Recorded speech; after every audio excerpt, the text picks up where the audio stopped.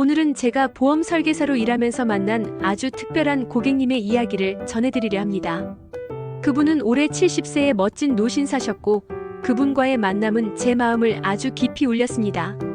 이 고객님은 원래 다른 설계사님이 담당이셨는데 그분이 일을 그만두시면서 저에게로 인연이 이어졌습니다. 처음 전화를 드렸을 때 고객님은 약간 언짢아 하셨습니다. 6개월 전에도 담당자가 바뀌었다고 연락이 왔는데 그때도 동의하지 않았는데 또 바뀌었군요. 그렇게 말씀하시며 불편한 기색을 보이셨죠. 게다가 고객님께서는 은퇴하셔서 직업을 무직으로 변경해달라고 말씀하셨는데 이전 담당자는 보험료와 상관없다며 아예 처리조차 해주지 않았다고 하셨습니다. 고객님은 전직으로 높은 공무원 직군에 속하셨기에 더 찜찜하셨던 거죠. 보험은 직업이 변경되면 반드시 알릴 의무가 있기 때문에 저는 당연히 무직으로 변경해드렸습니다. 그렇게 아주 작은 것에서 우리의 인연이 시작되었습니다. 알고 보니 곧 암보험의 만기가 다가오고 있었습니다. 제가 안내를 드리니 고객님은 알고 계신다며 조용히 말씀을 이어가셨습니다. 사실 제 아내가 4년 전에 암으로 세상을 떠났습니다.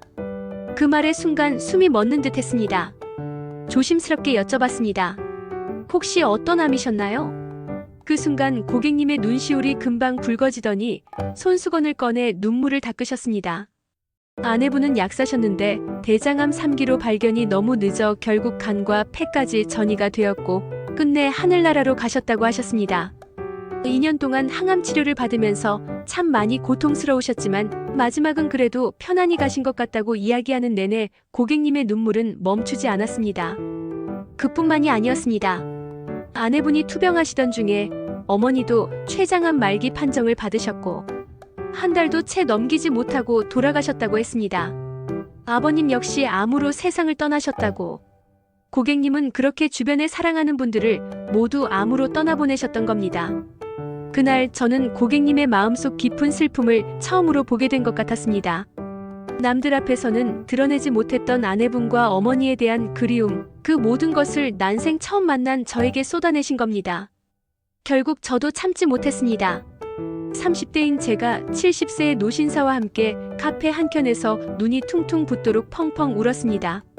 사실 그날은 보험 이야기를 꺼내기가 너무 힘들었습니다. 그런데 고객님께서 먼저 말씀하셨습니다. 어디 한번 보험 이야기 해봅시다. 저는 준비해간 자료를 펼쳐들었습니다. 이건 어떤 담보인지, 왜 이 금액을 넣었는지, 기간을 왜 이렇게 설정했는지 하나하나 설명을 드렸습니다. 하지만 설명을 하면서도 눈물이 나와서 중간에 멈추고 또 울다가 다시 설명하고 참 주책맞게 그랬습니다.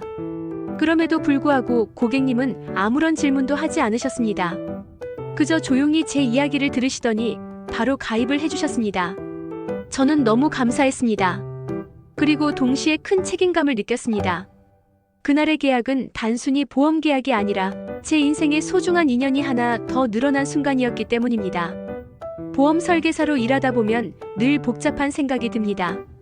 보험금이라는 건 누군가 아프거나 사고가 났을 때 비로소 발생하는 돈이니까요.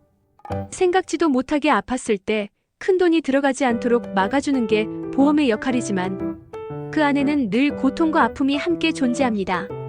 특히 암, 뇌출혈, 심혈관계 질환. 이 세 가지는 우리의 삶과 죽음에 아주 큰 영향을 줍니다. 암은 서서히 사람을 말려가며 항암 치료로 본인과 가족 모두를 힘들게 하고 심혈관계 질환은 후유증으로 환자뿐 아니라 가족까지도 지치게 만듭니다. 그래서 저는 늘 고객님의 입장에서 생각하려고 합니다. 과하지도 모자라지도 않게 딱 위험을 해지할 수 있을 만큼만 설계하려고 노력합니다. 그날 4시간 동안 울며 계약했던 그 순간을 저는 절대 잊지 못할 겁니다. 그리고 잊어서도 안 된다고 생각합니다. 오늘 제가 전해드린 70세 노신사의 이야기가 여러분의 마음을 조금이라도 울렸다면 좋아요와 구독, 알림 설정 부탁드립니다. 여러분의 한 클릭이 저에게는 큰 힘이 됩니다. 감사합니다.